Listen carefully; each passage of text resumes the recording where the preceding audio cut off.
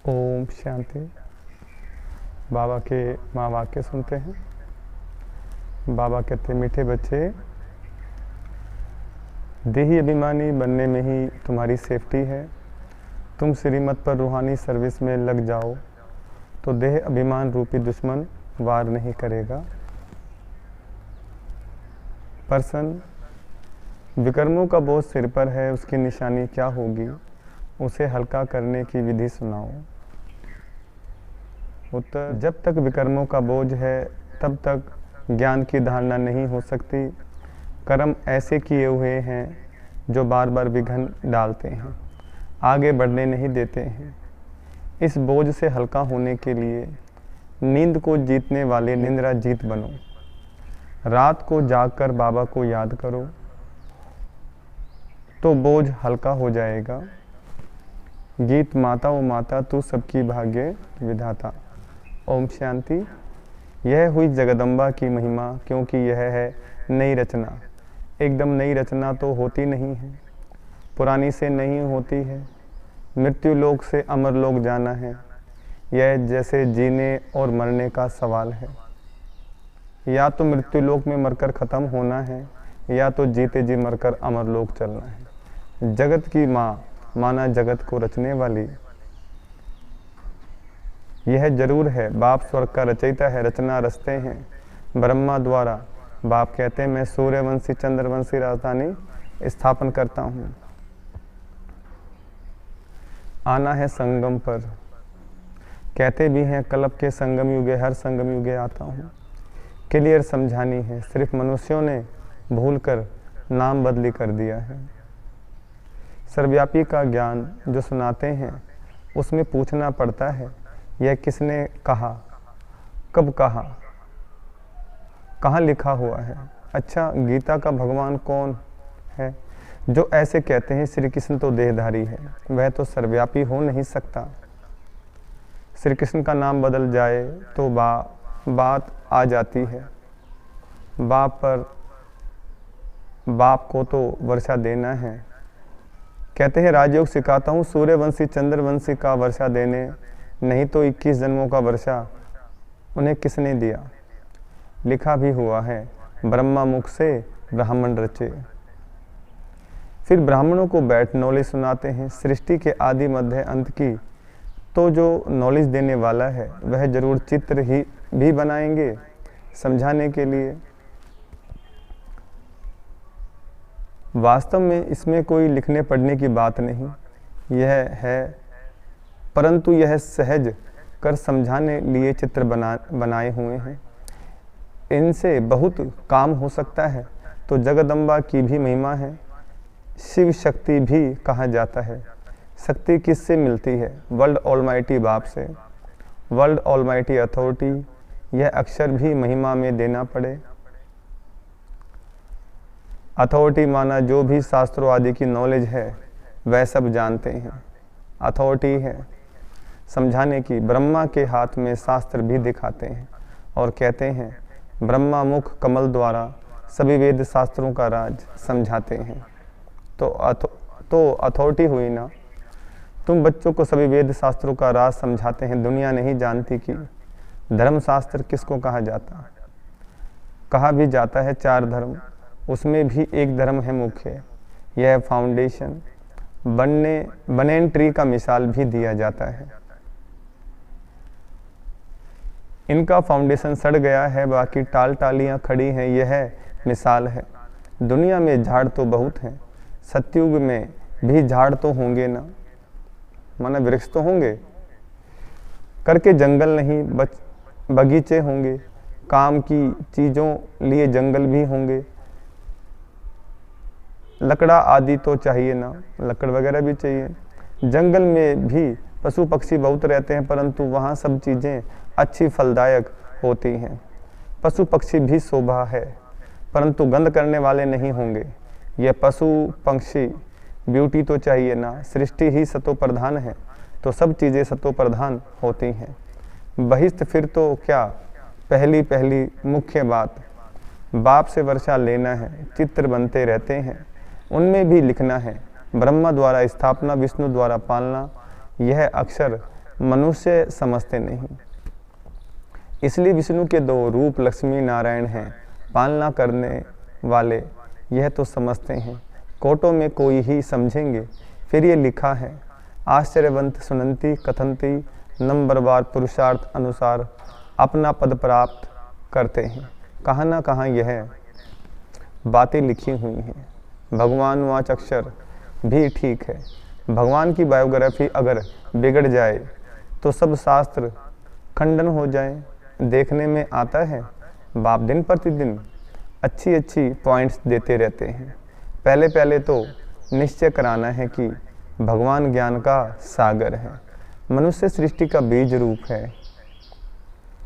चैतन्य बीज में नॉलेज किसकी होगी? जरूर झाड़ की होगी। तो बाप आकर नॉलेज समझाते हैं ब्रह्मा द्वारा। ब्रह्मा कुमार कुमारियाँ, नाम अच्छा है।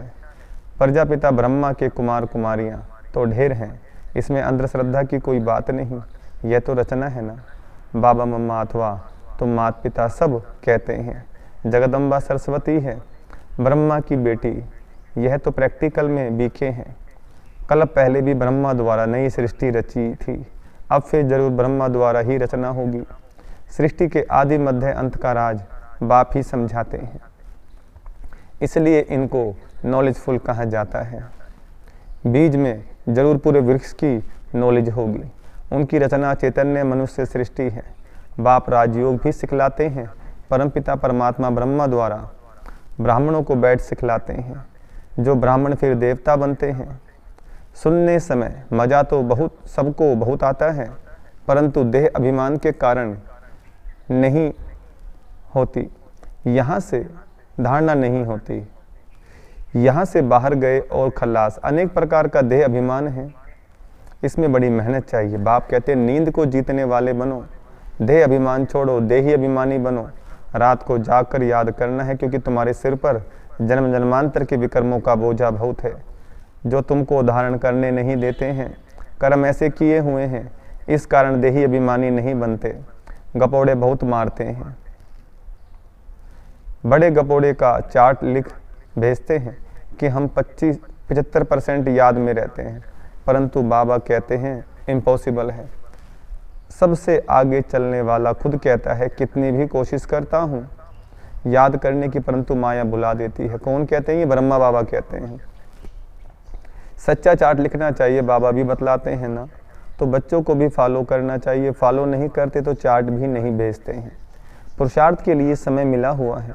यह धारणा कोई मासी का घर नहीं, इसमें थकना नहीं होता है। कोई समझने में टाइम लेते हैं, आज नहीं तो कल समझ लेंगे। बाबा ने कह दिया कि जो देवी देवता धर्म का होगा और धर्म में कन्वर्ट हो गया होगा तो वह आ जाएगा। एक दिन अफ्रीकन्स आदि की भी कॉन्फ्रेंस होगी। भारत खंड में आते रहेंगे। आगे कभी आते नहीं थे, अभी सभी बड़े बड़े आते हैं।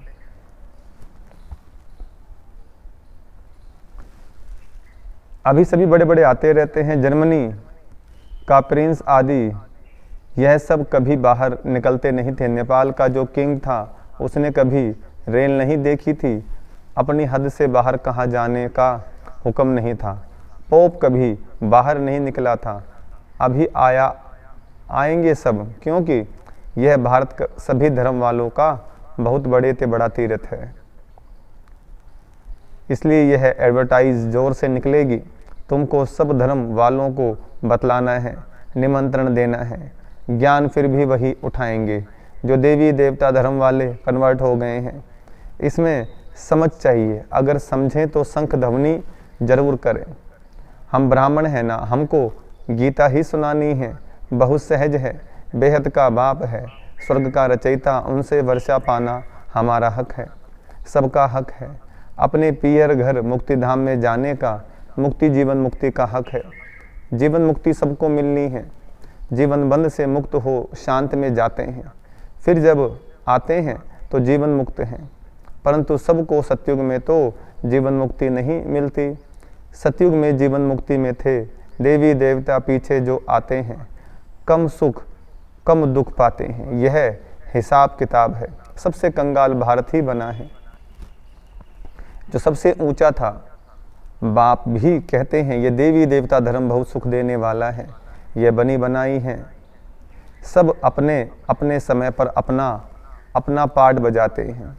हेवनली गॉड फादर ही हेवन स्थापन करते हैं और कोई कर न सके। क्राइस्ट से 3000 वर्ष पहले बरोबर कहते हैं हेवन था, नई दुनिया थी। क्राइस्ट कोई वहाँ थोड़े ही आएगा, वह अपने समय पर ही आता है। फिर उनको अपना पार्ट रिपीट करना है। यह सब बुद्धि में बैठे तो श्रीमत पर चलें। सबकी बुद्धि एक जैसी नहीं है, श्रीमत पर चलने की हिम्मत चाहिए। फिर शिव बाबा आप जो खिलाओ जो पहनाओ, ब्रह्मा और जगदम्बा द्वारा, ब्रह्मा द्वारा ही सब कुछ करेंगे ना, तो दोनों कंबाइंड हैं, ब्रह्मा द्वारा ही कर्तव्य करेंगे। शरीर तो दो इकट्ठे नहीं हैं, कोई कोई कंबाइंड शरीर भी देखा है बाबा ने। सोल तो दोनों की अलग अलग हो गई, सोल तो दोनों की अलग अलग, ब्रह्मा बाबा की अलग, शिव बाबा की अलग। इसमें बाबा प्रवेश करते हैं, वह है नॉलेजफुल। तो नॉलेज किस द्वारा दे? श्री कृष्ण का चित्र तो अलग है, यहाँ तो ब्रह्मा चाहिए। प्रैक्टिकल में ब्रह्मा कुमार कुमारियाँ कितने हैं? यह कोई अंधश्रद्धा तो नहीं है। एडॉप्टेड चिल्ड्रन को भगवान पढ़ाते हैं। कल पहले जो एडॉप्ट हुए हैं वही अब होते हैं। बाहर ऑफिस में तो कोई नहीं कहेंगे हम बीके हैं, यह गुप्त हो गया। शिव बाबा की संतान तो है ही, बाकी रचना नई सृष्टि की रचनी होती है।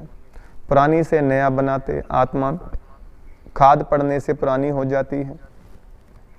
सोने में ही खाद पड़ती है तो फिर झूठा हो जाता है। आत्मा झूठी होती है तो शरीर भी झूठा हो जाता है, फिर सच्चा कैसे हो? झूठी चीज को आग में डालते हैं पवित्र करने के लिए, तो कितना बड़ा विनाश होता है। यह त्योहार आदि सब भारत के हैं, यह किसके और कब के हैं कोई जानते नहीं। नॉलेज बहुत कम उठा सकते हैं। पिछाड़ी में करके रजाई मिली, उससे क्या बहुत थोड़ा सुख हुआ ना। दुख तो आहिस्ते आहिस्ते शुरू हो जाता है, इसलिए अच्छी रीति पुरुषार्थ करना है। कितने नए बच्चे तीखे हो गए हैं, पुराने अटेंशन नहीं देते, दे अभिमान बहुत है। सर्विस करने वाला ही दिल पर चढ़ेगा, कहाँ जाता है ना। अंदर एक बाहर दूसरा, बाबा अंदर से प्यार अच्छे अच्छे बच्चों को करेंगे। कोई बाहर से अच्छे अंदर से खराब होते हैं, कोई सर्विस नहीं करते, अंधों की लाठी नहीं बनते।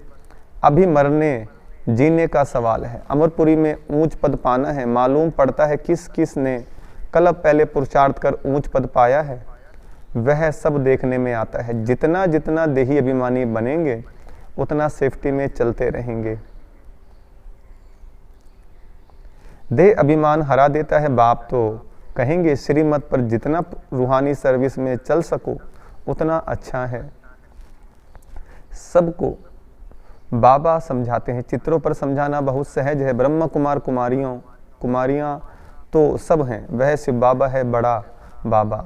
फिर नई सृष्टि रचते हैं, गाते भी हैं मनुष्य से देवता किए करतना लागी वार।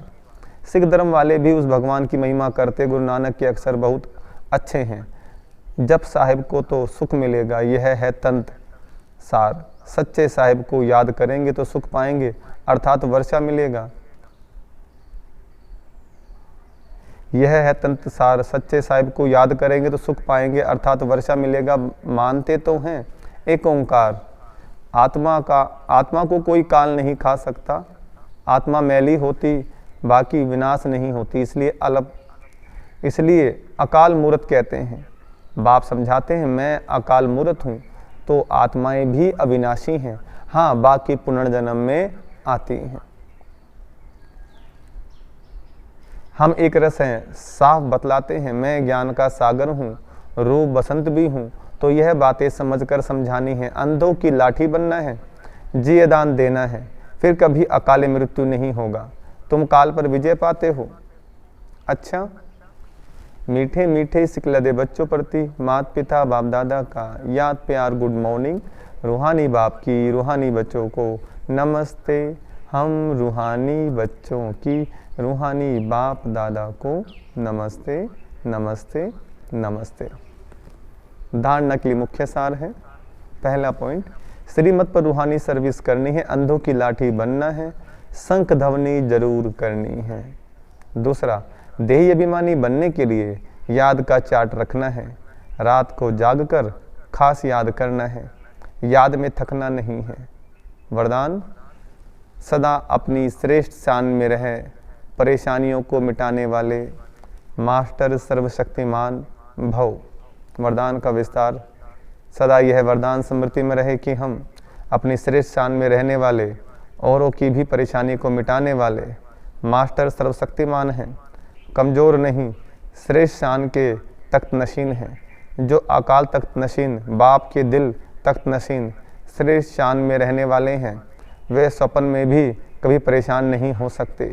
कोई कितना भी परेशान करे लेकिन अपनी श्रेष्ठ शान में ही रहते हैं। स्लोगन, सदा अपने स्वमान में रहो तो सर्व का मान मिलता रहेगा।